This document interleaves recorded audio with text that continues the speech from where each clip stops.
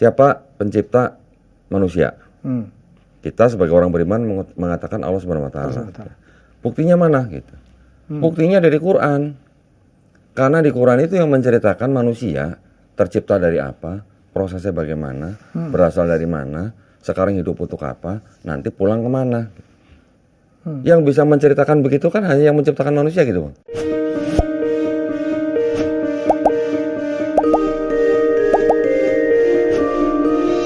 Ya, pada saya saat mewawancarain Felix Xiao, ya Ustadz Felix Xiao, wah, yang nonton banyak banget dan banyak yang komen. Undang Donditan dong. Wah, siapa gue bilang Donditan? Saya 3 hari 4 hari, tapi banyak sekali musuh-musuh Donditan. Saya cari di YouTube. Ini orang gila juga. Gila juga. Dan Donditan udah sini. Terima kasih udah bergabung, Adina. Alhamdulillah bisa ketemu Raja Kuis. Saya panggilnya Kando deh berarti ya. Wah, Kando Helmi ini dulu tontonan saya waktu masih kecil. Gitu? Serius bener. Semua kuis saya tonton. Bang Helmi, Bang Tantowi ya. Oh gitu. Masya ya. Allah. Who wants to be? Hah? Who wants to be a millionaire? Who wants to be a millionaire. Wah, keren bener itu ya. Selalu menarik dengan pakaian selalu otomotif, Ducati lah, apalah. Ini fenomena apa gitu ya kan. Dan perbandingan agamanya. Dulu saya sempat menikmatin Zakir Naik. Oke. Jadi suatu hari saya kalau nggak salah umroh. Ketemu? Bukan, waktu di bis itu diputerin Zakir Naik. Ini orang siapa gitu. Gila ya, hafal ayat sekian, ayat sekian. Ayat sekian. Perbandingan agamanya luar biasa. Ya, ternyata di Indonesia ada juga gitu ya. Kalau saya nggak sampai yang kayak beliau. Beliau kan Hindu juga menguasai, Buddha juga menguasai, Kristen dan Islam apalagi. Tapi sempat mengidolakan Zakir Naik. Saya salah satu yang menjadi inspirasi saya untuk menjemput hidayah adalah beliau. Gitu. Sebelumnya adalah guru beliau. Siapa namanya? Almarhum Syekh Ahmed Didat. Ahmed Didat. Semua video almarhum Syekh Ahmed Didat saya tonton. Oke. Sudah habis, nggak ada yang ditonton lagi, beralih ke Dr. Zakir Naik. Semua video saya tonton habis.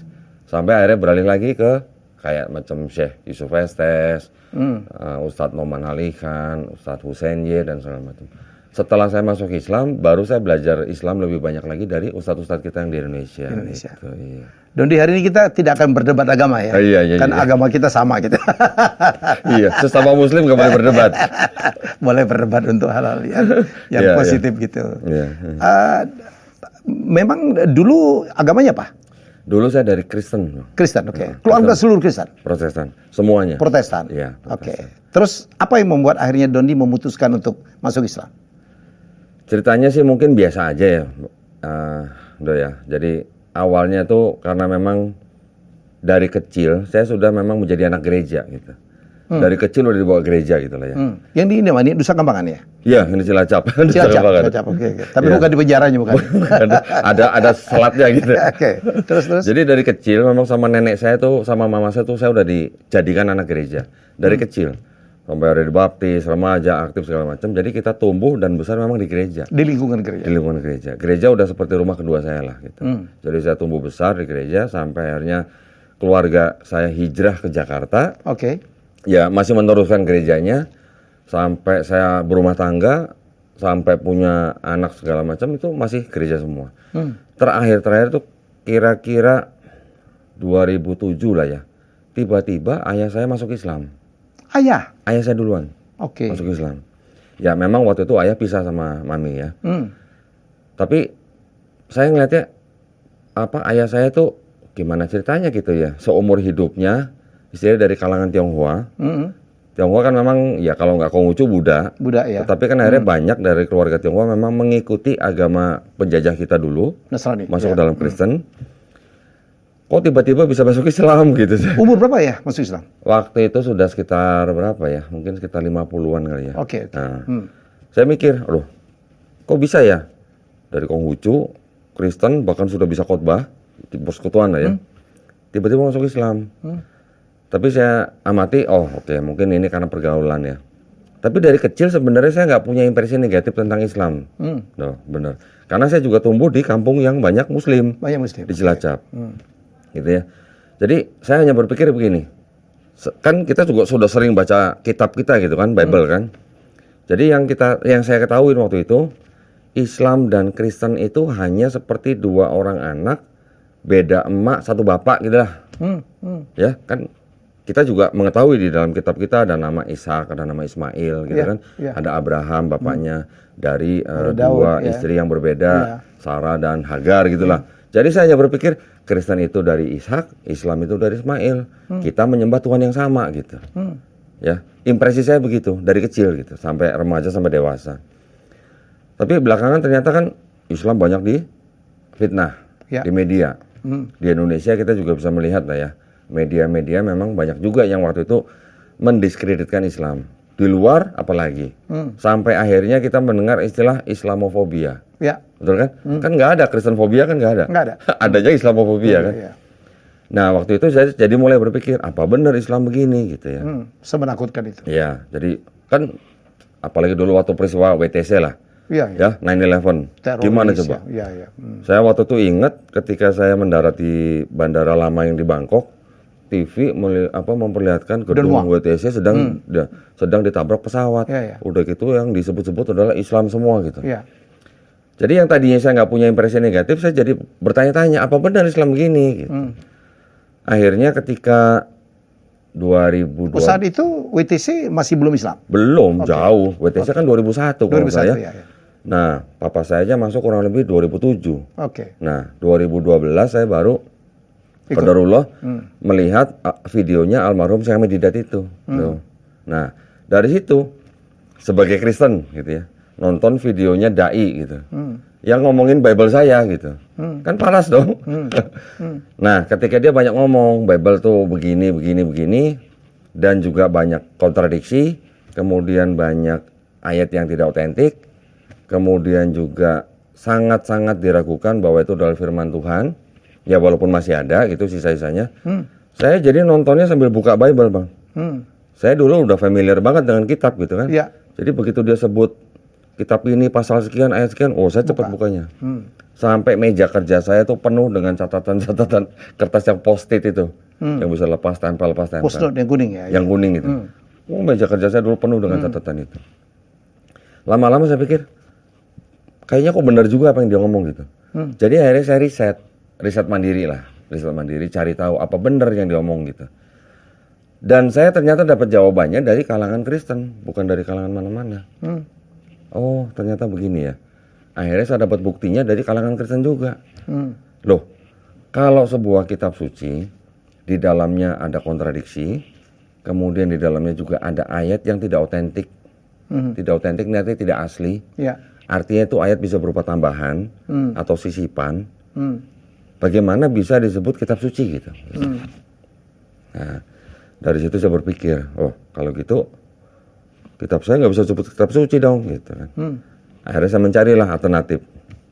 Ada agama Judaisme, ada Islam. Nah, kalau Islam kan saya sudah familiar karena saya dari kecil tumbuh besar di kampung Islam gitu lah. Ada Hindu, ada Buddha. Ya akhirnya dari semua istilahnya garis besarnya yang saya pelajarin, kalau Kristen kan gelar daripada yang dituhankan, gelar dari Yesus gitu, dari Kristus gitu kan. Kalau Judaism kan dari kata Yehuda, nama dari anak keempat Nabi Yakub. Hindu nama tempat daripada timbulnya agama itu. Buddha gelar daripada Siddhartha Gautama, gitu kan. Konghucu nama nabinya. Giliran Islam bukan nama nabi, bukan gelar, bukan nama tempat. Ini adalah artinya berserah diri gitu. Wih, kok ada agama artinya berserah diri gitu? Berarti apa jangan-jangan ini agama yang diturunkan sama yang menciptakan langit dan bumi gitu? Saya perdalaman di Islam, Bang. Ketika saya dalami di Islam, ketika masuk ke dalam kitab sucinya, kan pondasi daripada sebuah agama kan kitab suci. Pondasi ini kan. Nabi boleh hidup sekian puluh tahun, ketika nabinya sudah wafat, yang ditinggalkan kan kitabnya. Kitab ini yang bisa dipelajari oleh pengikut berpuluh-puluh generasi gitulah. Jadi dari kitab suci itu saya pelajarin, ternyata di dalam Quran kok banyak ayat-ayat yang berhubungan dengan sains, kok baru confirm baru zaman sekarang gitu. Dari mana ceritanya? Seorang yang katanya nabi ini ummi, tidak pandai baca tulis, bisa menyebutkan ayat-ayat yang berhubungan dengan sains, yang ternyata dikonfirm oleh sains zaman sekarang gitu. Nggak make sense kan gitu. Berarti ini nggak mungkin karangan manusia gitu. Ini pasti karangan yang menciptakan manusia, langit dan bumi gitu. Dari situ saya mulai korek-korek, Bang. Kurang lebih ada 1000 ayat yang berbicara tentang sains dalam Quran. Kurang lebih 80%-nya sudah terkonfirmasi gitu. Kebenarannya. Okay. Yang 20% belum, Bang. Belum masih ada? Hah? Masih ada ya? Masih yang ada. Belum terkonfirmasi. Masih ada yang belum terkonfirmasi. Termasuk mengenai Isra Mi'raj. Itu belum bisa dijelaskan oleh sains secara detail gitu lah. Sekarang mungkin kita hanya mempelajari apa sih kalau sains yang baru, yang paling mutakhir apa sih paling baru kuantum mekanik lah, ya, baru teleport mungkin lah. Tapi kalau bicara perpindahan dari satu kota ke kota lain, apalagi dari bumi sampai ke Sidratul Muntaha, sains belum nyampe ke situ. Bukan teleport juga itu? Iya kan teleport juga, tapi kan sains belum bisa. Kalau dari satu tempat di bumi sama-sama di bumi mungkin itu baru sampai di situ lah. Ada percobaan kereta yang tidak pakai rel seperti konvensional, tetapi dia menggunakan lorong yang kayak semacam wire magnet. Itu kecepatannya bisa cepat sekali. Yang maglev ya. Betul. Magnetic leviation, oke. Nah, itu udah teleport lah ya. Tapi masih di dalam bumi gitu. Nah, ini kalau dari bumi ke luar angkasa, sains belum bisa menjelaskan. Paling-paling yang bisa bukan mendekati ya, not even close lah. Kecepatan cahaya kurang lebih 299.000 sekian kilometer per detik. Ya, per detik. Ya, itu pun juga mungkin belum bisa lah menjelaskan istilahnya bagaimana jasad manusia bisa sampai dipindahkan dari bumi ke luar angkasa, bahkan sampai di atas langit ke-7, pulang lagi dalam waktu semalam gitu. Sains belum nyampe. Mungkin 10 tahun lagi mungkin baru bisa jelaskan. Mungkin 100 tahun lagi, mungkin 1000 tahun lagi juga wallahu alam. Jadi saya melihat gila ya. Emang di Bible nggak ada Dan? Nggak ada. Kalau di Bible ada begini, Bang. Yang disebut dengan Paulus. Paulus yang kita tahu bahwa dialah pendiri daripada agama Kristen. Dia mengaku mengenal seorang Kristen katanya. Yang dia maksud adalah diri dia sendiri yang mengaku sudah sampai langit ketiga. Ada. Itu berarti Mi'raj gitu ya. Ya, kalau kita mau bandingkan dengan Mi'raj kecil lah. Mi'raj kecil lah, baru langit ketiga. Kalau Nabi kita kan sudah sampai Sidratul Muntaha gitu lah. Ya, bedanya di situ. Jadi pada waktu itu saya mikir, gimana ya ceritanya? Sebuah kitab yang ditulis kira-kira hampir 1.500 tahun yang lalu, di mana orang-orang pada saat itu boro-boro gitu ya, tahu sains gitu lah. Tapi kok bisa ada ayat-ayat yang akhirnya kok bisa dikonfirmasi zaman sekarang gitu? Dari mana ceritanya? Dari mana seorang yang dibilang umi, tidak pandai baca tulis, bisa mengatakan hal-hal yang demikian? Orang-orang pada saat mendengar ayat itu juga pada saat itu juga pasti pada nggak tahu maksudnya apa gitu. Kami menurunkan besi untuk bermanfaat bagi manusia. Besi turun dari mana, Bang? Ternyata NASA aja sekarang bisa ngomong bahwa besi yang ada di permukaan bumi itu tidak berasal dari bumi, tapi turun dari angkasa luar, dari benda-benda langit yang jatuh ke bumi ketika bumi baru terbentuk gitu. Dari mana Nabi kita bisa berkata begitu? Dan itu sudah dikonfirmasi oleh ilmuwan-ilmuwan yang di luar Islam. Bahkan seorang profesor, namanya Profesor Keith Elmore, dia spesialisasinya di bidang embriologi. Bukunya dia dipakai di seluruh perguruan tinggi untuk embriologi. Embriologi. Jadi dia meneliti embriologi, perkembangan embrio, usia sekian, sampai dia bisa menulis buku karena dia menggunakan mikroskop. Tanpa mikroskop kan dia nggak mungkin nulis begitu. Tapi ternyata Quran sudah menjelaskan. Akhirnya dia sampai ke Arab Saudi, bikin konferensi pers. Seorang anak pendeta Presbyterian berani ngomong bahwa Quran ini bukan karangan Nabi Muhammad. Dia berani ngomong Quran ini adalah pasti berasal dari Sang Maha Pencipta. Walaupun dia nggak masuk Islam ya. Karena dia diajarkan Tuhan itu satu, kita semua sama, cuman beda cara beribadahnya aja. Gitu. Dari seorang profesor bisa sampai ngomong begitu. Gitu. Gimana, Bang? Kita manusia, kita sekarang hidup di zaman sains gitu lah. Hampir segala sesuatu didasarkan pada hukum sains. Kalau teori sains itu sudah berubah menjadi hukum, buat manusia yang hidup zaman sekarang kan itu sudah menjadi kebenaran gitu. Hukum gravitasi lah misalnya. Ya. Kan kita sudah mempercayai bahwa memang di bumi ada gravitasi gitu. Ya. Setiap planet juga ada gravitasi. Isaac Newton ya. Tetapi kalau kita mau tadabbur misalnya, siapa yang ngatur mataharinya dikelilingi oleh planet-planet yang mana matahari ini punya gravitasi paling besar, dikelilingi planet-planet yang juga punya gravitasi ya. yang mana matahari dan planet-planet ini mengelilingi alam semesta. Kok nggak tabrakan gitu? Kita sendiri yang sekarang sedang duduk diem begini, sebenarnya bumi ini sedang berputar. Ya. Kenapa kita nggak terpental gitu? Kok kita bisa jalan dengan santai, duduk dengan santai, minum teh gitu misalnya. Maksudnya saya mau minum gitu Bang. Silakan. Izin. Oke, sementara Dondi minum. Jadi fakta-fakta sains di Quran itu yang membuat seorang Donditan jatuh cinta kepada Islam. Iya, karena kita sebagai orang yang diberikan akal Untuk berpikir. Saya berpikir maka saya ada. Nah, jadi kalau kita diberi akal, menilai sesuatu, kan kita harus menggunakan akal dulu. Setiap manusia kan pasti begitu, Bang. Ya kan? Jadi mau nggak mau kan saya harus saya nggak bisa menolak gitu. Kalau namanya sains sudah mengkonfirmasi sesuatu, yang mana ini ditulis ribuan tahun yang lalu, berarti kan nggak mungkin ini berasal dari manusia zaman itu. Ini pasti berasal dari yang menciptakan manusia gitu. Nah, juga kalau misalnya kita pakai rumus terbalik misalnya, siapa pencipta manusia? Kita sebagai orang beriman mengatakan Allah Subhanahu Wa Taala.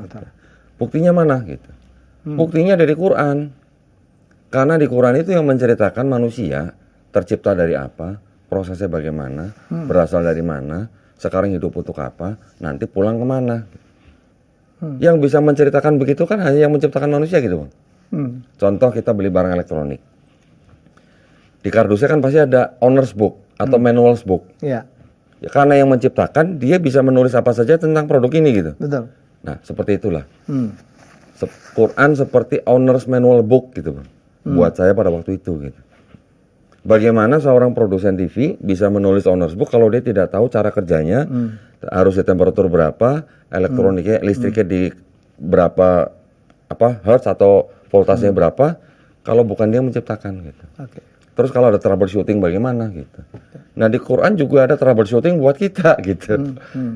Nah jadi apakah kita mau menolak sesuatu yang sudah jelas gitu loh? Suatu kebenaran. Ya apa yang mau dibantah gitu dari Quran. Dan dia akhirnya jadi mualaf 2007, 2008? 2014. 2014? Oh baru ya? 10 tahun udah lama Bang. 10 tahun. Jangan sebut saya mualaf lagi lah Bang. Gitu ya? Mantan kafir aja. Mantan kafir.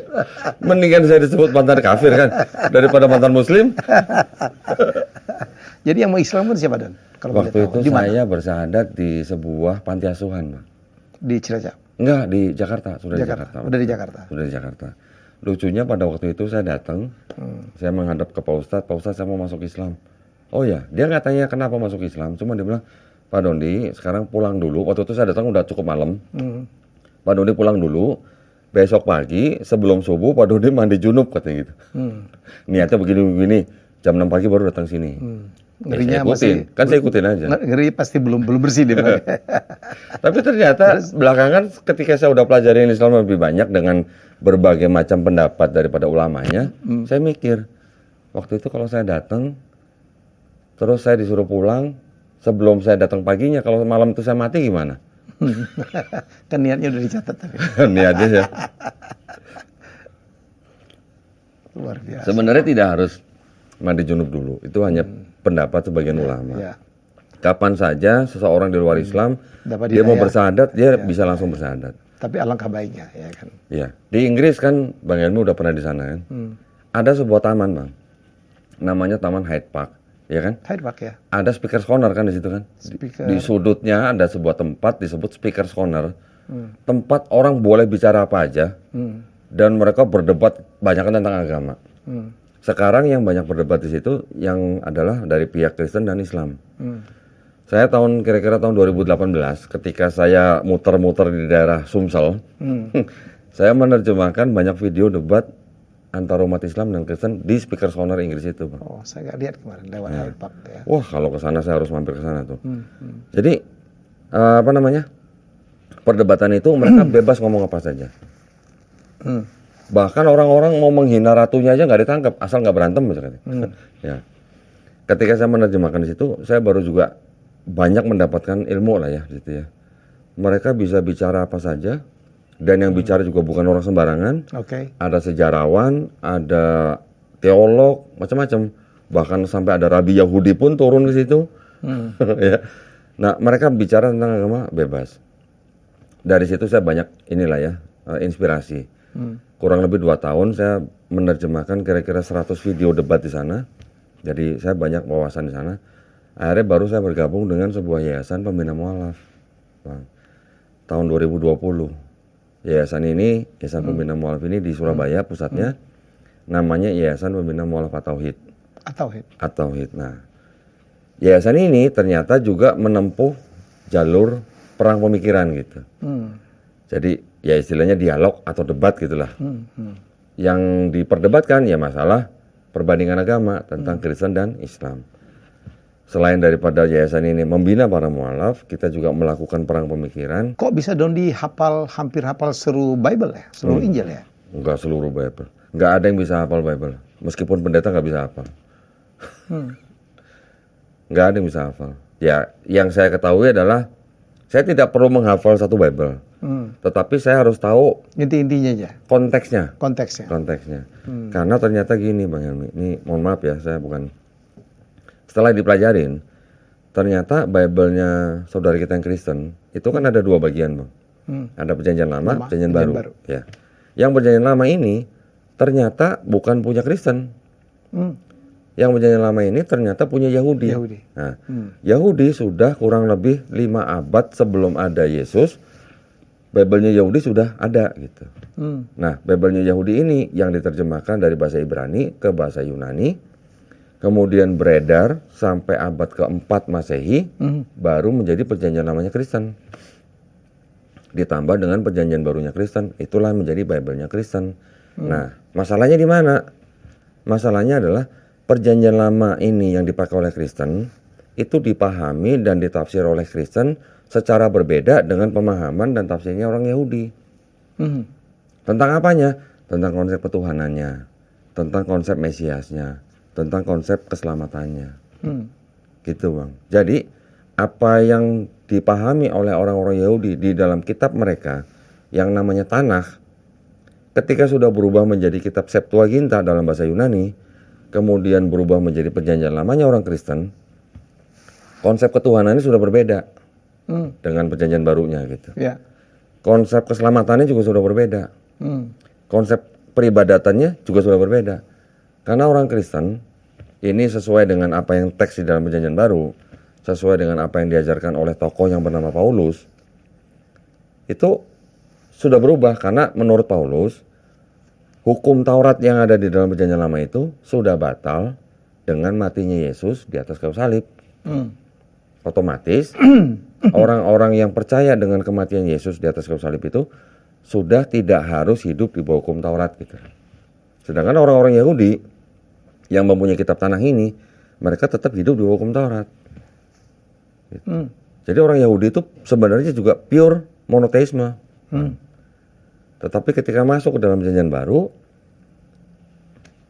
nggak bisa dikatakan pure monoteisme gitu. Karena selalu, Tuhannya Esa, Maha Esa, tapi selalu ada tapinya gitu. Tapinya bisa bermanifestasi dalam 3 pribadi.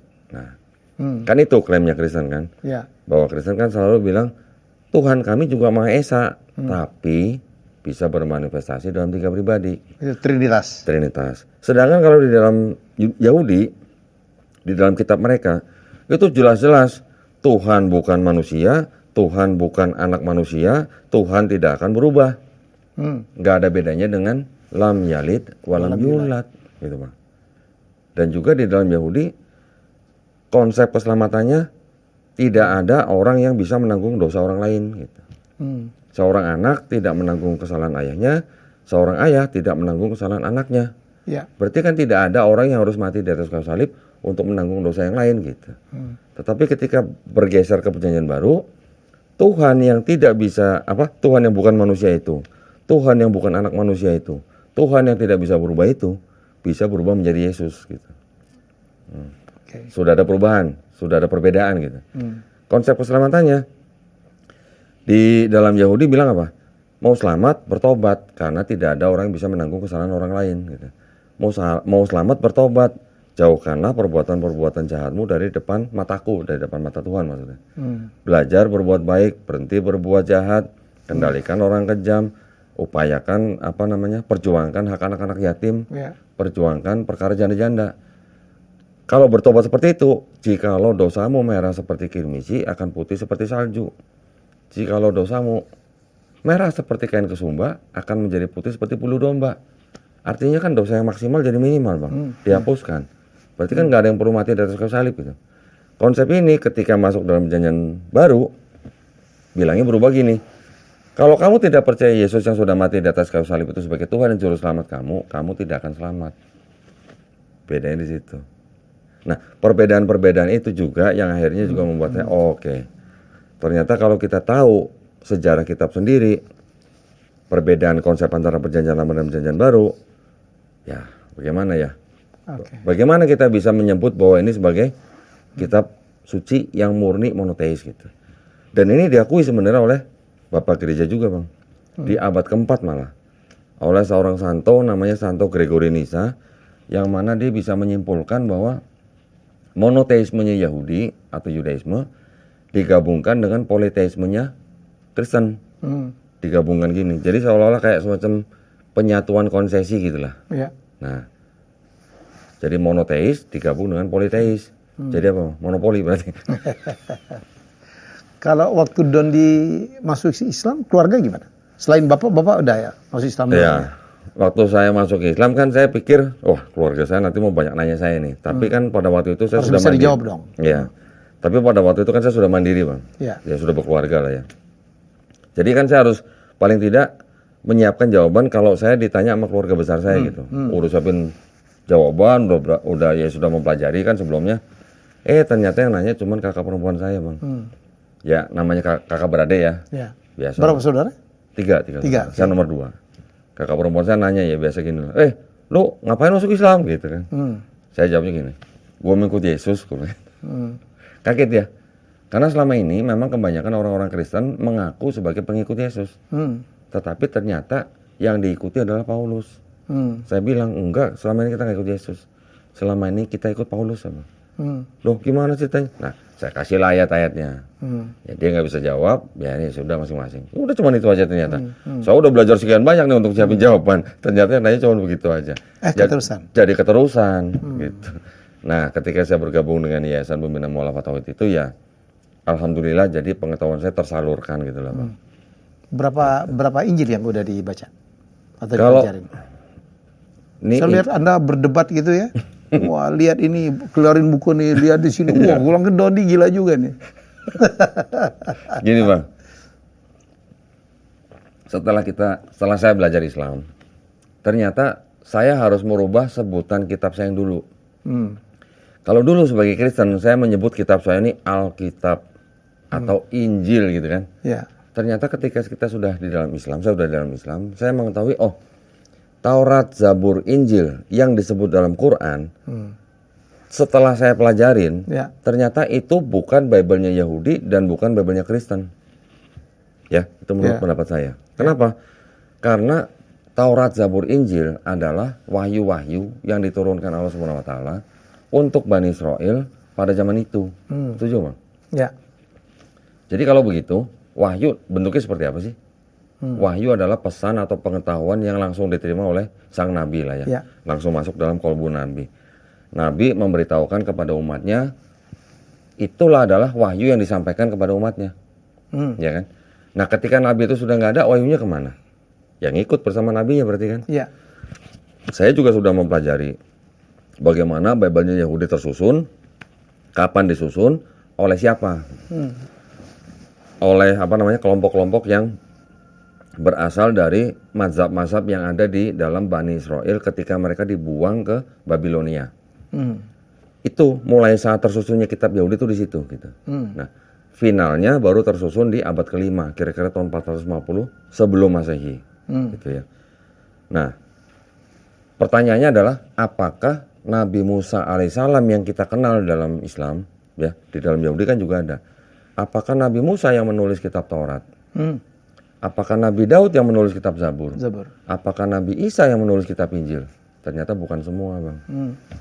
Jadi, setelah itu saya mengambil kesimpulan bahwa saya tidak boleh menyebut kitab saya yang lama yang dulu itu ya, sebagai Alkitab atau sebagai Injil. Karena beda. Ya, mereka memang menulis di kitabnya Alkitab atau Injil gitu. Ya. Tetapi kita sebagai orang Islam yang paham, kita tidak boleh sebut kitab itu Alkitab. Kenapa? Karena Al-Quran kita juga disebut Alkitab. Disebut Al-Quran. Al-Quran kita juga disebut sebagai Alkitab. Ya. Kemudian yang kedua yang Injil. Injil adalah wahyu yang diterima oleh Nabi Isa alaihissalam untuk Bani Israel pada zaman itu. Nah sekarang kalau yang dimaksud oleh Bible-nya orang Kristen yang disebut dengan Injil itu kan ada 4. Matius, Markus, Lukas, Yohanes. Ya. 4 ini, apakah ini wahyu yang diterima oleh Nabi Isa? Mungkin masih ada 1-2%-nya lah ya. Tetapi secara overall ini ditulis oleh orang-orang yang tidak pernah ketemu dengan Yesus. Yang ngomong siapa? Ahli-ahli perjanjian baru sendiri malah. Dari kalangan Kristen. Nah, karena keempat-empatnya ini semuanya anonim. Tidak ada nama penulisnya. Gitu. Bagaimana bisa disebut ini sebagai wahyu yang diterima oleh Nabi Isa atau Yesus? Sedangkan kalau di Quran, kita mempelajari dalam tradisi Islam, setiap ayat Quran yang turun melalui malaikat Jibril alaihissalam kepada Nabi Muhammad SAW dituliskan oleh para sahabat di depan Nabi. Di depan Nabi kan? Kalau ada salah ngomong, salah ucap juga dikoreksi sama Nabi. Kalau 4 gospel ini, Bang, ditulis ini kira-kira sudah 30 sampai 35 tahun setelah Yesus nggak ada. Bagaimana bisa dibilang ini wahyu yang diterima oleh Yesus gitu maksudnya. Jadi pemahamannya, kita jangan sebut lagi kitab itu sebagai Alkitab atau Injil. Karena itu bukan Taurat, Zabur, Injil yang dimaksud oleh Quran. Gitu, Bang. Lagi pula, di dalam Quran sendiri kan juga disebutkan di surat Al-A'raf kalau nggak salah, ayat 157, mereka beriman kepada Rasul yang ummi, yang namanya tertulis di dalam Taurat dan Injil. Itu buta huruf ya? Tidak pandai baca tulis. Tidak baca tulis. Tidak pandai lah ya. Nah, sedangkan kitabnya Yahudi dan kitabnya Kristen, apakah ada nama Nabi Muhammad SAW? Kan tidak ada. Kita tidak tahu ya, apakah sudah disamarkan, apakah sudah dihapus, ataukah sudah dirubah, kita tidak tahu. Tetapi kalau kita pun ngecek di dalam teks aslinya, yang mana kitabnya yang mana dalam kitabnya Yahudi dalam bahasa Ibrani, ataupun yang dalam Perjanjian Baru dalam bahasa Yunani, itu kita tidak bisa klaim 100% bahwa ini adalah nubuat untuk Nabi Muhammad SAW. Tetapi kalau bicara indikasi masih ada gitu, Bang. Indikasi aja. Tapi kalau kita klaim nanti dulu lah gitu. Karena apa? Saya juga berpikiran gini. Yang berhak menafsirkan Quran siapa? Ya ahli-ahli tafsir Islam dong. Yang berhak menafsirkan kitabnya orang Yahudi siapa? Ya ulama-ulamanya Yahudi gitu. Yang berhak menafsirkan kitab Perjanjian Baru punya orang Kristen siapa? Ya ulamanya orang Kristen. Jadi kan masing-masing sudah punya pagar nih. Ya kan? Kita punya pagar sendiri, kitab mereka juga punya pagar-pagar sendiri. Kita juga tidak mau mereka lompat pagar ke dalam Quran. Kan? Makanya kita juga tidak boleh lompat pagar ke tafsir mereka gitu, Bang. Gitu. Tapi kalau hanya bicara indikasi, boleh. Dari mana? Dari sisi linguistik, dari sisi konteks, dari sisi sejarah. Ini hanya pembicaraan tentang indikasi, Bang. Kita sendiri nggak boleh klaim 100%. Jadi ada indikasinya. Ya, indikasinya masih ada. Gitu. Apa yang mendasari akhirnya Dondi kemudian dikenal? Saya nonton di YouTube ya. Melakukan diskusi ya. Kadang-kadang mungkin debat agak cukup keras juga ya, dengan pendeta, dengan penganut agama. Saya nggak pernah keras sama pendeta. Santai-santai aja, bisa bercanda-bercanda. Habis debat ya walaupun mereka mungkin ngomongnya keras, tapi setelah debat kita masih bisa ngopi bareng, makan bareng, ngobrol santai, nggak ada masalah. Dan itu oke menurut seorang Dondi? Diskusi? Kenapa, Bang? Karena di dalam Quran kita diperintahkan apa? janganlah kamu berdebat kecuali dengan cara yang paling baik. Bagaimana cara yang paling baik? Ya harus begitu. Kita menyediakan tempatnya, kalau kita yang mengundang ya. Kita yang menyediakan tempatnya, kita memberikan... Ini ada yang ngundang tapi nggak mau kasih tempat ya? Ada, tuh. Belum lama tuh kemarin. Terus. Kita harus menyediakan tempat yang baik, ya, akomodasi yang baik, makanan yang baik. Jadi tempat yang bermartabat gitulah. Kita juga berbicara dengan mereka juga tidak boleh menghina lawan bicara kita. Kita tidak boleh ad hominem.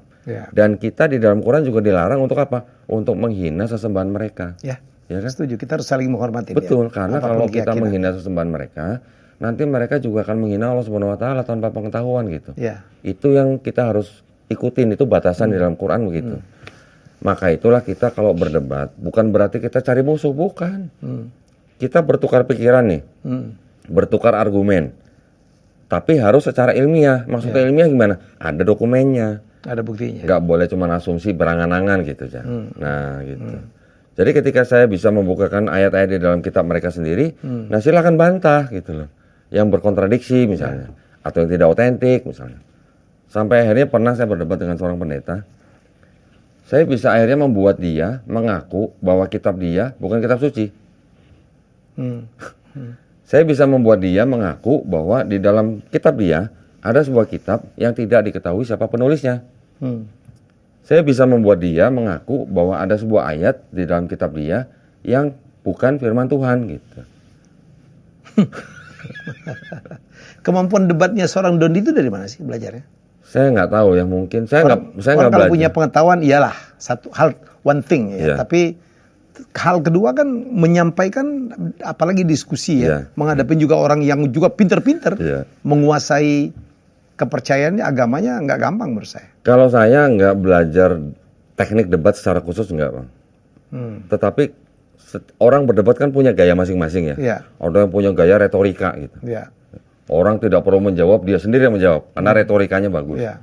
Itu dari kalangan mana aja bisa begitu. Tapi kalau saya selalu ingin... Dondi kan nggak begitu kan? Enggak, saya bukan retorika. Saya nggak mau retorika. Saya slow aja gue lihat ya. Slow aja, tetapi... Lihat ini, ambil kitab ini gitu-gitu ya? Iya, betul. Ada berapa kitab? Lumayan banyak. Kalau saya bawa semua 2 koper nggak cukup, Bang. 60 lebih? Lebih. Sampai ada kitab tafsirnya juga.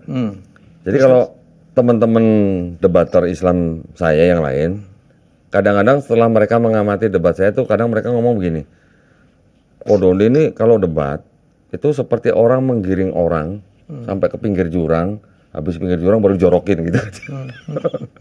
Mungkin ya seperti itu ya. Karena saya memang tidak mau langsung to the point.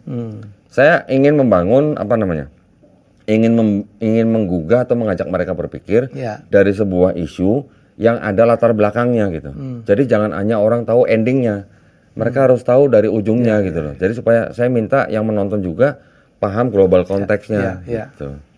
Kan ada orang yang memperdebatkan satu ayat, tetapi mereka tidak menjelaskan asal usulnya, latar belakangnya, perspektifnya, konteksnya gitu. Itu saya nggak mau gitu. Saya juga pengen kalau saya debat, yang nonton juga paham gitu maksud saya gitu. Sekarang punya channel sendiri ya? Punya, alhamdulillah. Apa namanya? Donditan. Udah langsung Donditan aja. Udah berapa subscriber? Sekarang mungkin kurang lebih berapa ya? Hampir 700.000 kayaknya. Banyak ya? Alhamdulillah. Udah berapa lama bikin? Saya aktif di YouTube-nya tuh baru di 2021, Bang. Cukup bagus lah. Jauh lah sama Raja Kuis lah. Enggak lah, saya yang 3 minggu dapat silver button lah. Rezeki gua. Kalau saya penuh perjuangan gitu lah ya. Dulu karena saya dizolimin orang gitu. Oh gitu ya? Orang Indonesia kan suka orang yang dizolimin kan. Gitu, baru kena pecat bikin, wah yang nonton banyak. Oke. Main empati gitu. Iya. Kan ada menang pilkada, menang apa gara-gara dizolimin kan. Oh gitu. Iya. Dulu. Iya. Jadi menarik banget ya perjalanan hidupnya. Kalau Dondi merasa nggak jadi, kalau saya panggil Ustadz keberatan? Oh jangan. Saya nggak mau disebut Ustadz. Jangan. Tapi saya lihat, kenapa? Buat saya Ustadz itu lebih tinggi lah, jauh lebih tinggi dari saya lah. Jadi kalau saya ini hanya seorang apologet. Apa itu? Apologetika itu adalah kegiatan membela keyakinannya. Jadi apologet itu orangnya gitu. Orang yang membela keyakinannya, apologet gitu. Apologet bisa apologet Kristen, bisa apologet Muslim gitu. Tapi saya lihat kemarin cukup banyak mengislamkan orang ya, mensyahadatkan orang. Alhamdulillah. Jadi ya sekarang ini hampir tiap hari saya terima tamu, Bang. Hampir tiap hari. Ada yang dari Muslim, juga banyak yang dari kalangan Kristen. Dan alhamdulillahnya yang dari kalangan Kristen juga banyak dari kalangan anak mudanya. Gitu. Ya, saya lihat di YouTube-nya. Ya, mereka juga punya apa ya, curiosity gitulah. Penasaran gitu, bagaimana dengan kitab mereka sendiri gitu. Bahkan ada seorang perempuan dari Jawa Tengah minta izin datang ke tempat saya hanya untuk foto Bible saya gitu. Cuman mau foto aja. Tujuannya? Dia ternyata foto untuk apa? Untuk dibuat karya tulis. Oh, terus? Dia bikin karya tulis sendiri, kurang lebih 35 halaman. Untuk apa? Untuk dikasih ke orang tuanya. Ya, supaya orang tuanya baca gitu. Dia Kristen? Dia Kristen. Dia dari keluarga Kristen, dia juga masih Kristen. Masih Kristen, datang ke tempat saya, foto-foto Bible, pulang gitu. Ya, setelah diskusi hanya nggak lama lah. Setelah itu dia sendiri yang berdiskusi dengan orang tuanya gitu, Pak. Dengan karya tulis dia gitu. Selama 2 bulan diskusi, akhirnya anak itu kembali lagi ke tempat saya, minta bersyahadat. Ya alhamdulillah, saya nggak pernah maksa, nggak pernah ngerayu atau ngajak-ngajak mereka masuk Islam, enggak. Saya hanya bicara berdasarkan barang bukti gitu. Ada juga yang datang diskusi 2 jam, syahadat ada. Ada yang sampai 4 jam, syahadat ada. Ada juga yang nggak syahadat, Bang. Nggak syahadat juga ada. Nggak masalah juga. Nggak masalah. Yang penting mereka puas gitu. Apa yang mereka tanya semua terjawab di dalam kitab mereka sendiri. Kenapa saya mengumpulkan banyak versi dari Bible? Karena saya ingin membuktikan kepada mereka ada perubahan apa aja dan ada perbedaan apa aja di dalam kitab mereka. Gitu loh. Yang tahun sekian ngomongnya begini, yang tahun sekian ngomongnya begini, yang tahun sekian ngomongnya begini. Saya bisa tunjukkan langsung di depan mata, bisa dipegang barangnya gitu. Dan ketahuan siapa menerbitkan gitu. Yang menerbitkan sama gitu. Satu badan gitu, satu lembaga. Tapi isinya bisa berbeda gitu. Lembaga apa lebih? Lembaga Alkitab Indonesia. Alkitab Indonesia. Ya. Dari kitab-kitab yang diterbitkan oleh lembaga yang sama, tapi tahunnya berbeda, isinya kata-kata bisa berbeda gitu. Itu yang saya tunjukkan kepada orang-orang yang datang. Nah silakan, saya nanyanya nggak susah-susah. Saya lihat satu episode tuh, dan mereka kaget ya. Saya nanyanya nggak susah, Bang. Saya cuma nanya yang salah yang mana gitu. Karena kan nggak mungkin dua-duanya benar gitu. Kalau saya nanya yang salah yang mana, kan mereka jawabnya juga bingung. Kalau sebut ini salah, nah berarti ini bukan kitab suci kan. Nah udah gitu aja. Pernah mendapatkan kesulitan nggak dari kegiatan apa tadi apologet? Apologet yang Don dilakukan? Kesulitan dalam arti apa? Ada orang yang nggak terima sampai. Oh ada. Yang nggak terima ada, yang ancam ada, yang ngajak berantem ada. Gitu. Terus ya saya santai aja. Santai aja. Santai aja. Saya beranggapan bahwa kegiatan yang saya lakukan ini adalah masih di dalam rangka yayasan. Ya, ada yayasan yang menaungi saya. Dan saya juga istilahnya banyak berkonsultasi dengan ahli-ahli hukum misalnya. Apa yang saya katakan ini bagaimana bisa melanggar ini enggak gitu. Selama ada bukti dokumennya ya nggak bisa diapa-apain. Kalau mau komplain ya komplain yang menerbitkan buku gitu. Saya cuma menunjukkan di depan layar. Tolong fokus supaya orang yang nonton bisa baca gitu. Ya sudah, saya tunjukin aja. Jadi apa yang saya omongin ya saya membacakan apa yang tertulis gitu. Kalau ada yang mau protes ya protes yang bikin buku, jangan protes ke saya gitu. Tapi tujuan saya adalah apa? Supaya juga yang menonton paham bahwa yang saya tunjukkan itu adalah sebagai bukti bahwa di dalam ajaran mereka begini, bukan berarti saya memusuhi mereka, enggak. Saya tidak menebarkan ujaran kebencian, bukan. Selalu saya bilang ke teman-teman Muslim, kita belajar Kristologi ini bukan untuk membenci orang Kristen, bukan. Tapi untuk membentengi akidah kita orang-orang Islam ini. Nah, kan kita nggak mau umat Islam yang mungkin pengetahuannya pas-pasan, bisa dengan mudah menggadaikan imannya kepada sebelah gitu loh. Tapi kan bukan berarti kita benci dengan mereka. Oke, Don di profesi sehari apa? Saya ini dengan kontraktor ya? Tukang bangunan. Tukang bangunan. Borong-borong. Borong-borong gitu. Oke. Bangun apa namanya? Tapi khusus di konstruksi baja saya, spesialisasi di situ. Oke. Jadi bangun gudang atau bangun pabrik gitu. Tapi kok seneng banget ya pakai topi, pakai baju yang otomotif gitu. Anak celup, Bang. Apa itu? Klub. Anak klub. Klub apa? Ducati itu? Iya, betul Ducati. Emang saya hobinya motor. Nah kan Bang Helmi kan di Indralaya. Iya. Saya dulu sering dari Jakarta ke Palembang atau ke Lubuk Linggau naik motor. Sendirian. Sendirian. Nanti dari Lubuk Linggau saya bisa naik motor ke Bengkulu, ke Padang, Pekanbaru, balik lagi ke Jambi, turun lagi Lubuk Linggau, muter-muter di situ. Jadi sambil ngeborong kerjaan, sambil menyalurkan hobi gitu. Boleh dong sekalian. Oh iya, sambil menyelam minum air gitu, Bang. Dan itu bagian dari branding juga. Oh gitu. Iyalah. Iya. Podcast ini ngomongnya perbandingan agama, tapi ini Valentino Rossi dia ngomong. Valentino Rossi. Valentino Rossi kelas manula ya. Bukan kelas pemula ya. Gitu. Keren. Dulu saya waktu kuliah pelajaran agama Islamnya saya diminta baca di stan gitu. Bukunya Maurice Bucaille ya. Gitu ya. Saya ada juga Ya, bukunya. Le Quran, Le Ada Bible, bukunya. Le Science. Ya, betul. Ya, Quran, Bible dan Science. Dan ilmu pengetahuan ya. Ya, persis tadi yang diterangin Doni di Betul. awal-awal ya. Saya juga ada bukunya. Semua diterangin. Betul. Cukup menarik tuh ya. Itu yang bikin menarik ini. Ketika dia sebagai dokter ahli bedah diminta oleh pemerintah Prancis untuk memeriksa mumi dari Mesir. Jadi akhirnya mumi ini dari Mesir harus dikirim ke Prancis untuk diperiksa oleh Profesor Maurice Bucaille. Di Prancis ada aturan, siapapun masuk Prancis harus punya paspor. Betul dong? Nah, mumi dong. Jadi mumi ini dibuatin paspor gitu. Yang benar. Terus. Bener. Tulisannya Ramses II apa Ramses III? Ramses II kalau nggak salah. Oh gitu juga. Terus. Lahir tahun 3000 BCE gitu ya. Nah, dari situ Profesor Maurice Bucaille memeriksa mumi itu kan. Ternyata diketahui bahwa di dalam jenazah mumi itu banyak sekali mengandung garam. Ceritanya gimana kok bisa jenazah mengandung banyak garam? Kalau orang itu tidak pernah tenggelam di dalam laut. Gitu. Dari situ akhirnya Profesor Maurice Bucaille ke Arab Saudi. Saya lupa di Arab Saudi atau di Libyanya beliau belajar Islam selama 2 tahun. Sampai akhirnya masuk Islam. Akhirnya masuk Islam kan? Masuk Islam. Profesor Maurice Bucaille masuk Islam. Nah. Profesor? Kita bukan profesor, saya bukan profesor gitu. Yang profesor itu sampai dia menemukan hal seperti itu sampai akhirnya dia masuk Islam. Nah, kita yang bukan profesor, kita juga diberikan akal dan pikiran. Masa iya sih? Gitu loh. Yang profesor aja menerima, masa kita nggak nerima gitu loh. Oke. Gitu, Bang. Tapi kalau dilihat di negara-negara barat ya tren orang beragama tuh makin berkurang ya. Makin banyak yang tidak punya agama walaupun mereka pernyatuan atau agnostik gitu ya. Saya punya teman, Bang, di Itali. Kita tahu lah negara Italia itu identik dengan apa? Katolik kan? Iya. Kan ada Vatikan, negara di dalam negara Italia gitu kan. Iya. Menurut teman saya yang tinggal di Italia itu, sekarang rata-rata atau hampir semua warga Italia itu sekarang jadi ateis, Bang. Ateis apa agnostik? Ateis. Kalau ateis kan tidak percaya Tuhan. Iya, ateis dia bilang. Jadi tidak percaya Tuhan gitu. Bahkan kan beberapa tahun yang lalu saya pernah baca berita bahwa warga Italia ini menolak untuk bayar pajak ke Vatikan gitu. Akhirnya dihapuskan gitu. Jadi menurut teman saya ini, sekarang gereja-gereja di sana tuh kosong. Masih ada yang kebaktian di sana masih ada, tapi orang-orang tua dan imigran katanya gitu.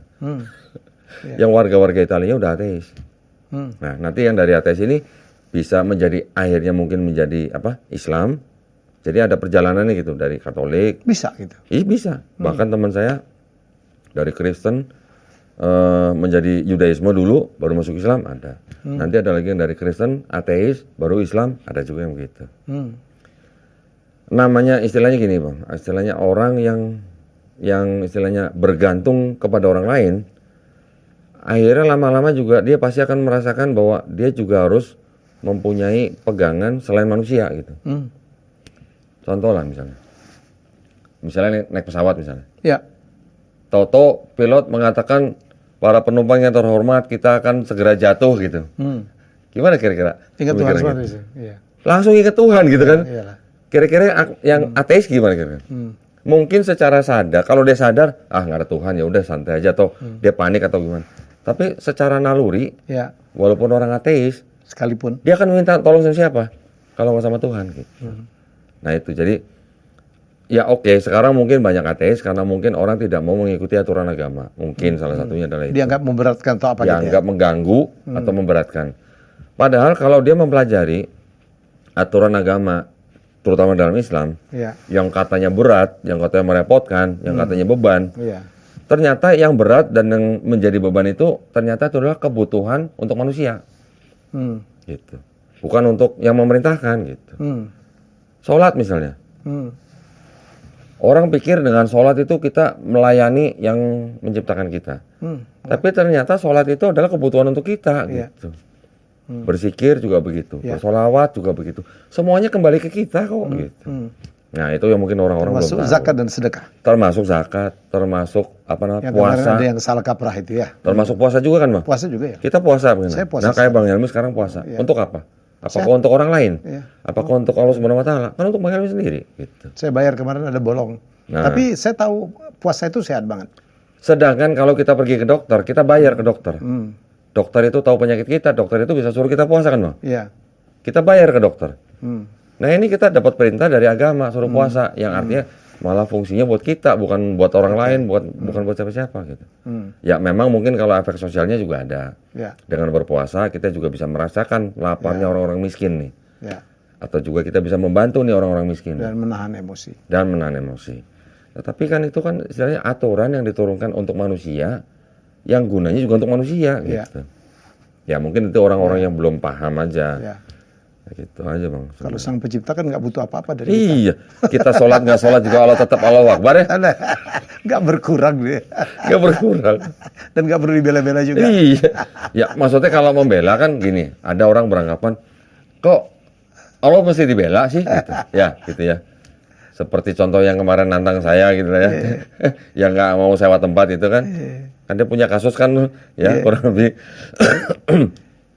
Perkataan membelanya itu kan sebenarnya bukan dalam konteks kita membela Allah Subhanahu Wa Taala, tetapi kan kita sedang menegakkan agama kita gitu, menjalankan agama kita dan menegakkan itu bisa disebut dengan membela. Gitu.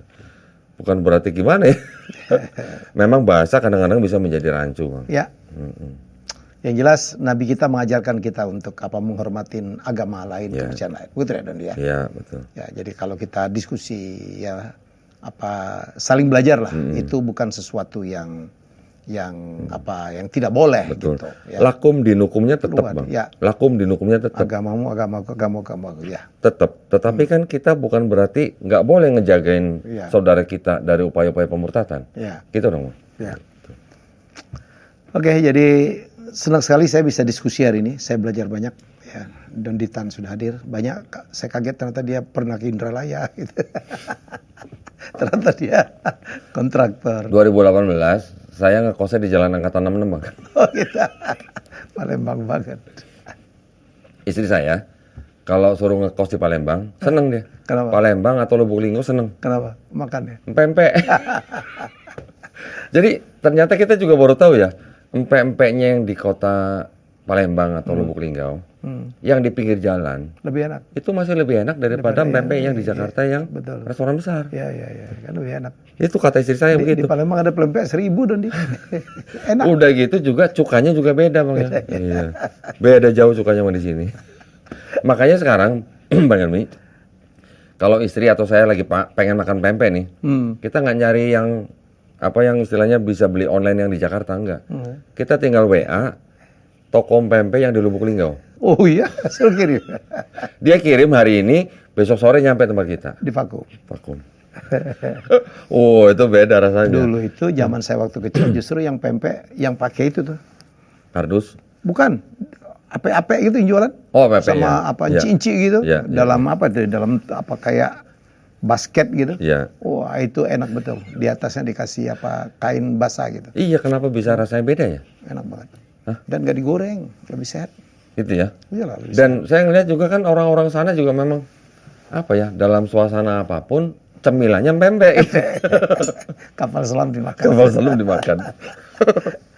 Terima kasih Don. Iya, sama-sama. Kalau Anda mau diskusi tentang perbandingan agama, selalu kodondi gitu ya, selalu. Gini juga Pak Helmi, mohon maaf ya.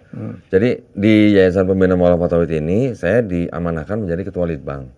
Saya dikasih tugas dalam setahun kamu harus berdebat dengan pendeta minimal 2 kali. Gitu. Oh gitu. Secara tatap muka. Ada program. Ada. Gitu. Demi apa sih sebenarnya? Ya demi dakwah. Demi siar.